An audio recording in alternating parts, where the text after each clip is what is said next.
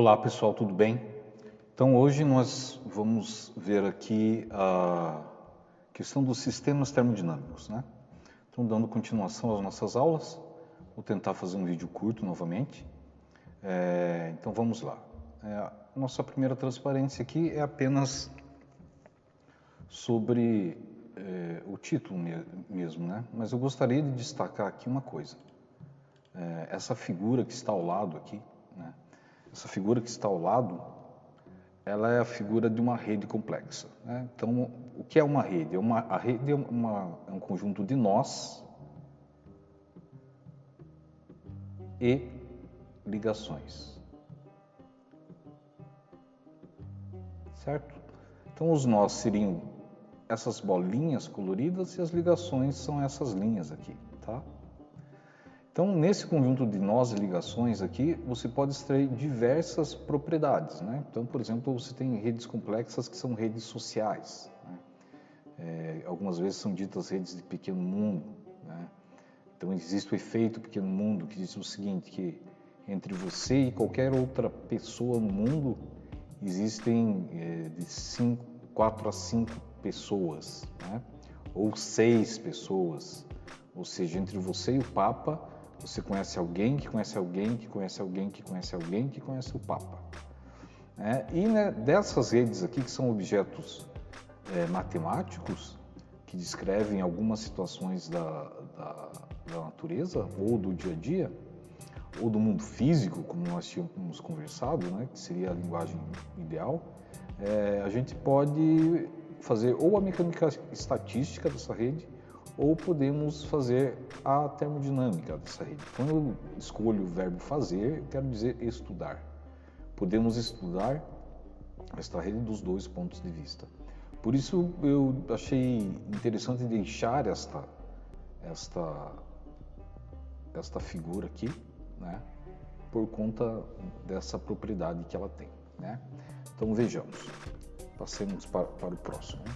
Então, quando a gente fala de sistemas termodinâmicos, nós estamos falando basicamente de sistemas físicos, né? Então, um sistema termodinâmico ele seria um sistema físico, né? Então, os sistemas físicos são subconjuntos do universo. Que universo estou falando? Que é o universo nosso, conhecido mesmo. O universo como um todo, que engloba os planetas, o sistema solar, as galáxias, buracos negros, supernovas, etc., né? Então, tudo isso seria o universo. E os sistemas físicos são subconjuntos desse universo, tá? Então, nós temos aqui como um primeiro postulado que o mundo termodinâmico, veja bem que agora eu saí do mundo físico, estou falando do mundo termodinâmico. Então, o mundo termodinâmico é um conjunto ômega e o conjunto dos sistemas termodinâmicos consiste em subconjuntos finitos e não nulos do mundo termodinâmico. Então, o meu mundo termodinâmico é formado por outros conjuntos, que são subconjuntos, né? Então, vocês devem lembrar lá da teoria dos conjuntos que eu posso ter um conjunto formado por outros conjuntos, os quais nós denominamos de subconjuntos. Então, esses subconjuntos aqui, finitos, nós chamaremos de S, né? Então, S ele vai ser definido quando eu tenho dois pontos em um igual. Aqui é um sinal de atribuição, definição. Isso aqui vem da informática, nós emprestamos isso da informática e estamos usando aqui, e a matemática também usa, né? Então, S está contido em ômega, tal que S ele é maior que zero, pois ele é não nulo, e ele é menor do que o infinito, pois ele é finito, né? Então, ele é não nulo e finito. Perfeito? Então, vejamos como que fica a composição de dois sistemas. Então, se nós temos dois sistemas, eu tenho um sistema S1 que pertence a um conjunto S, esse S estilizado aqui, um S fresco, né? Eu estou usando S fresco porque um professor meu na UF usava esse termo, né? S fresco, ele cheio de voltinhas assim. E eu tenho um conjunto S2 que pertence também ao S estilizado. Isso implica, então, que o subconjunto S, ele é a conjunção de S1 mais S2. Esses S's aqui são esses, tá? Eles não são os S's frescos aqui, o vermelho. Eles são esses S's aqui. S1 e S2 é a conjunção dos dois. A conjunção de S1 e S2 nos dá o conjunto S. Então eu tenho a composição de dois sistemas. E aqui vocês estão me perguntando por que eu não uso o símbolo de união de dois conjuntos no lugar de usar o símbolo de conjunção, que é um operador lógico. Então, quando eu tenho lá as proposições lógicas, quando eu uso e ou, Então, o e, ele é assim e o ou, ele é assim, Então, isso vem da lógica. E aqui eu não estou usando uma união, porque eu quero enfatizar o fato de que S1 e S2 podem ser sistemas diferentes. Posso ter dois sistemas aqui que são termodinâmicos mais diferentes. Por exemplo, S1 ele pode ser um termômetro a gás a volume constante, E S2 pode ser, por exemplo, um becker, onde eu estou imergindo uma massa para calcular a constante da mola. Então esses dois experimentos vocês já viram, e vocês viram que se vocês juntarem os dois experimentos, os dois permanecem separados. Ao passo que se eu tiver um conjunto, por exemplo, eu tenho S1 formado por dados brancos de 6 faces, mais S2 formados por dados brancos de 6 faces. A hora que eu faço a união, eu vou ter um conjunto de dados brancos de 6 faces. Aqui não. Então, para evitar isso, estamos usando o operador conjunção.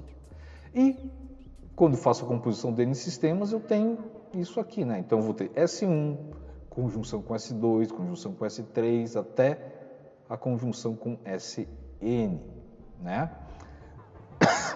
Isso é definido, eu posso definir como eu uso o símbolo de conjunção para conjuntos que pertencem a este último conjunto aqui. Deixa eu trocar.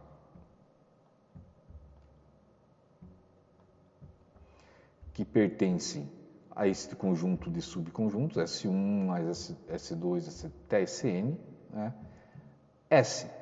Isso está me dizendo isto aqui. Ou eu posso escrever a conjunção do conjunto S1 até Sn. São as duas formas que eu tenho para escrever a composição desses dois sistemas. Então, vimos isso aqui na transparência anterior. Agora, para um dado sistema S, pertencente ao S estilizado, seus subsistemas são definidos como subconjuntos não vazios. Ou seja, um subconjunto de S, S', por exemplo, pertence a S estilizado, tal que S' está contido em S. Então, subsistemas atômicos são dados pelos conjuntos átom de S. Aqui atômico é de átomo mesmo. Então, por que eu estou usando a nomenclatura subsistemas atômicos? Porque eu quero tratar do mundo microscópico. Então, no mundo microscópico, esse subconjunto S, ele é dado da seguinte forma. Ele é um conjunto A pertencente ao A estilizado, tal que A pertence ao subconjunto dos S, que é esse subconjunto aqui em cima. Em resumo, se S pertence ao S estilizado, então S é a conjunção de todos os conjuntos atômicos. Tá? Então vamos lá. O que a gente vai fazer agora? Vamos idealizar que os sistemas termodinâmicos sejam simples. Como nós vimos nas aulas anteriores, a simplicidade aqui, ela tem a ver com o número de componentes. Então, idealizando os sistemas termodinâmicos de tal forma que suas propriedades sejam simples, né? Então, o que nós temos como sistema simples? Um sistema simples, ele é macroscopicamente homogêneo, né? Então, você olhando ele macroscopicamente, você não vê diferenças entre toda a sua extensão. Você olha e não vê que há partes diferentes. Você faz essa observação e não vê. E qual é a resolução dessa observação? É aquela resolução que nós tínhamos visto, que são 10 na 9 átomos, né? Então você tem aquela coisa embaçada, como nós tínhamos visto. Então ele é isotrópico. O que significa isso? Em todas as não há uma direção preferencial. Então, se eu fizer uma medida numa determinada direção ou na sua oposta, a medida não vai ter diferença, né? E não tem carga, né? Isso aqui também é imprescindível. O sistema não pode ter carga aqui. E eles têm que ser suficientemente grandes para que o efeito de superfície possam ser negligenciados, né? Então, se eu pego um material sólido, por exemplo, e os efeitos granulares à superfície, eles devem ser negligenciados, né? Então, o tamanho do sistema com relação à granulação devido ao sistema ser composto por átomo, ele deve ser desprezível. E outra coisa, temos que o volume V é um parâmetro mecânico relevante. Então, o que temos aqui? Temos um sistema simples, né? E o que temos como sistema simples? Ele tem uma composição química definida, que são subsistemas atômicos, que é aquele subsistema atômico que eu tinha mostrado lá, o número de moléculas de cada componente químico puro que compõe a mistura, né, que são esses subsistemas atômicos, né, e o número de moles. Então, um mol, ele é... Aqui ficou 5, eita, mas não é 5, aqui é 6. É 6,02217, tá? Vezes 10 na 23 partículas aqui. Então pode ser átomos ou pode ser moléculas. Se o gás for monoatômico, serão átomos. Se por acaso o gás for diatômico, serão moléculas. Então um mol ele é composto por esta quantidade de partículas, né?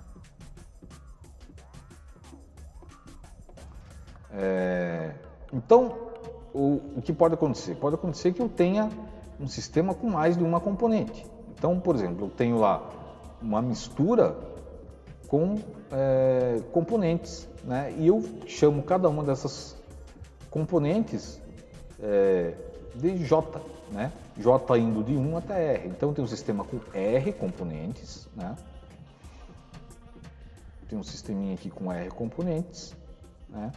E eu posso retirar essas duas quantidades aqui, a fração molar. Então, eu tenho um determinado componente K, né? O número eu tenho o número desse componente K, por exemplo, oxigênio, né? E eu divido pela soma de todos os outros componentes. Esta é a fração molar. E eu tenho o volume molar, que eu pego todo o volume, né? E divido pelo número, pela soma dos componentes, de todos os outros componentes, né? Tem essas duas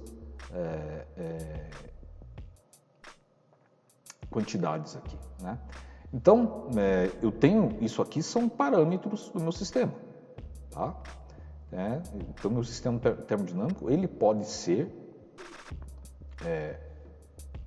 caracterizado pela fração molar e pelo volume molar, né?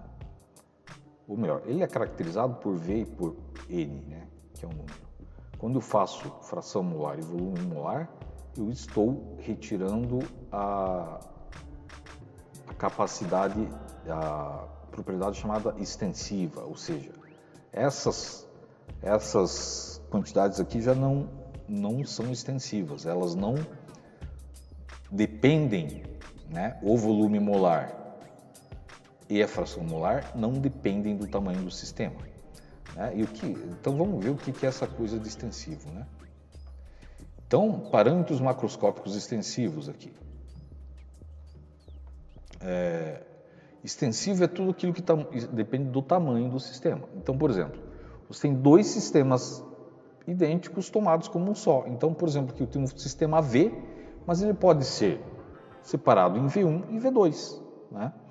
Então, eu tenho V1 igual a V2 e E igual a V total e N igual a N1 mais N2, né? Sendo que o componente de V1 e o componente de V2 são os mesmos, né?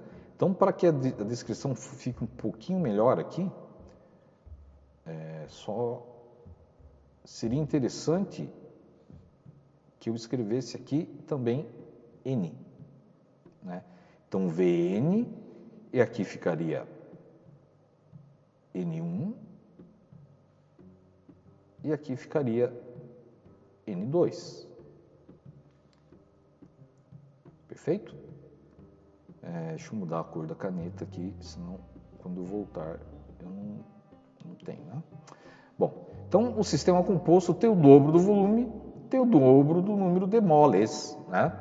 Então N aqui é o número de moles, ou a gente pode chamar de número de partículas também. Vocês também vão encontrar como número de partículas. Mas o número de moles é mais interessante, porque você nunca vai tratar de um sistema que tenha menos de 1 mol, né? Porque senão é muito pouca matéria e a estatística não vai dar conta de acertar as coisas, né?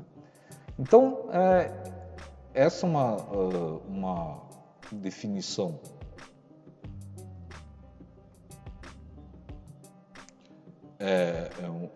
uma definição dos parâmetros macroscópicos extensivos do sistema, né? E vejamos agora a respeito dos tipos dos sistemas. Então vamos ver tipos e exemplos. Então eu tenho sistemas abertos, né? Eu tenho sistemas termodinâmicos fechados e eu tenho sistemas termodinâmicos isolados, né? Então vamos para uma definição mais intuitiva. Vamos tentar não usar tanta matemática como fizemos lá atrás, né? Apesar de que não foi muita matemática, só foi o uso da teoria de conjuntos e alguma coisa de lógica, né? Então vejamos, uma quantidade definida de matéria para a qual dirigimos a nossa atenção em sua análise termodinâmica, né? Então eu tenho a matéria, então ao invés de eu olhar com os olhos do eletromagnetismo ou com os olhos da mecânica clássica, eu vou olhar com os olhos da termodinâmica, ou seja, com as ferramentas da termodinâmica. Ou seja, estudamos as mudanças nas suas propriedades devido à troca de energia na forma de calor e trabalho. Então, quando eu estou olhando para alguma coisa com os olhos da termodinâmica, eu estou fazendo isso, né? Deixa eu mudar a cor aqui para eu poder... Eu estou fazendo isso, eu estou olhando a troca de energia na forma de calor e trabalho. Então, quando eu tenho troca de energia na forma de calor e trabalho, aqui eu já tenho o início do enunciado da primeira lei, né? Então, eu tenho energia, que é a energia interna, eu tenho calor e eu tenho trabalho. A primeira lei da termodinâmica ela é escrita em termos dessas três quantidades aqui, energia interna, calor e trabalho. Então, é a variação de calor aqui, né? E outra coisa que nós temos aqui é o seguinte, o sistema pode ser uma quantidade de vapor, uma mistura de gás e vapor, ou um conjunto pistão-cilindro do motor de combustão interna, etc.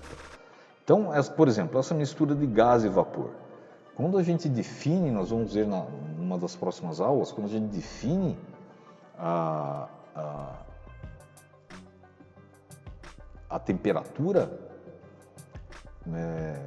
ou melhor, quando a gente define o termômetro a gás, o volume constante, como sendo um padrão para medirmos a temperatura, nós fazemos isso usando o ponto tríplice, né? O ponto tríplice da água, ou seja, é o ponto onde a água se encontra em estado líquido, gasoso e sólido. Então, eu tenho um pouco de gelo, eu tenho um pouco de água e eu tenho um pouco de gás. Por que escolher este ponto? Nós escolhemos este ponto por questões técnicas. Porque é muito mais fácil eu deixar a água com um pouco de vapor dentro de um recipiente na forma líquida, na forma sólida e com um pouco de vapor, do que eu deixar ela só na forma líquida, ou só na forma de vapor, ou só na forma sólida, de gelo, ou quaisquer pares, né? Vapor, líquido, vapor, gelo, gelo, vapor. Então é mais fácil deixar esses três estados ao mesmo tempo. Então por isso que nós escolhemos isso e nós temos lá essa temperatura em Celsius é 0,01, né?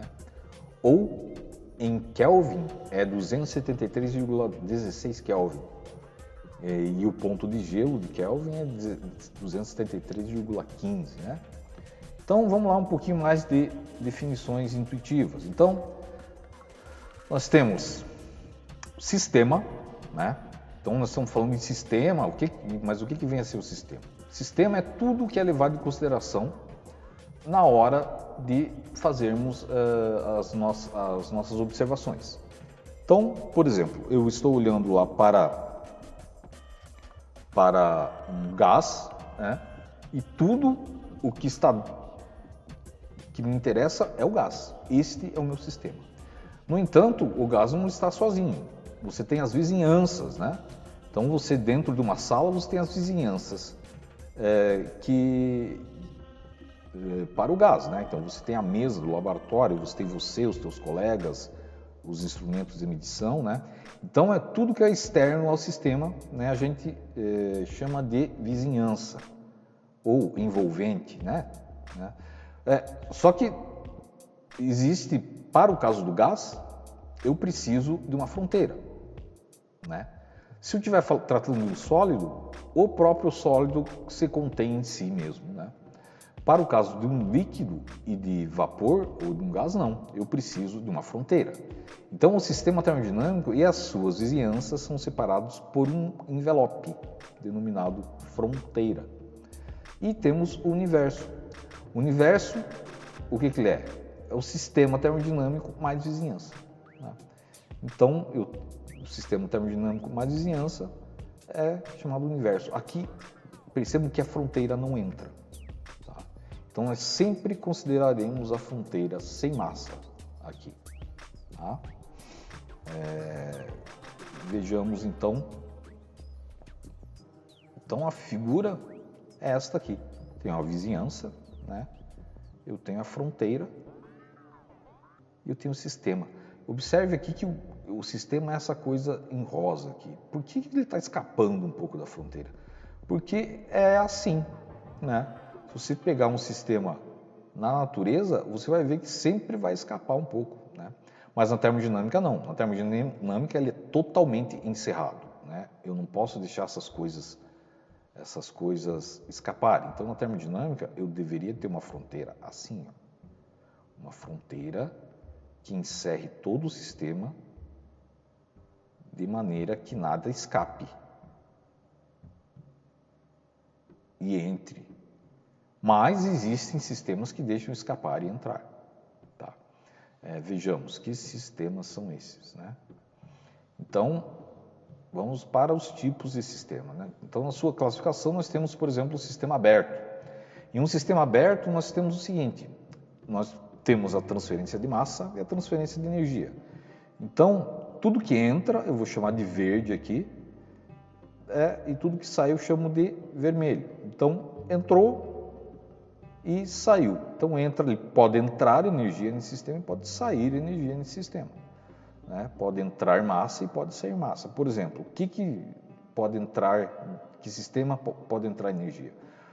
por exemplo, uma xícara, né? Eu tenho uma xícara de café, né? Ou melhor, eu tenho uma panela com água, né? Então eu faço entrar energia nessa panela com água se eu coloco ela em cima da chama de um fogão. E eu posso fazer sair energia dessa panela quando eu desligo a chama desse fogão e ela começa a emitir, a trocar calor com o ambiente, né? Ou pode sair massa e entrar massa nisso aqui, né? Então, por exemplo, enquanto eu estou aquecendo a minha água, eu posso introduzir mais água ou eu posso retirar água no processo. Então, exemplos: motores de combustão interna, compressor de ar, bomba de água, motor a vapor, caldeira e turbina. Então, são exemplos de sistemas abertos, né? Em contraponto aos sistemas abertos, nós temos os sistemas fechados. Então, em um sistema fechado, a massa dentro dos limites do sistema permanece constante, né? Mas pode haver entrada e saída de energia, tá? Então, como está nosso padrão aqui, entra em verde e sai. Mas a massa que está lá dentro, não. A massa no sistema não sai daqui, né? Então, vejamos alguns exemplos. Panela de pressão, um balão de borracha cheio de ar e bem fechado, né? Esses balões de festa, né?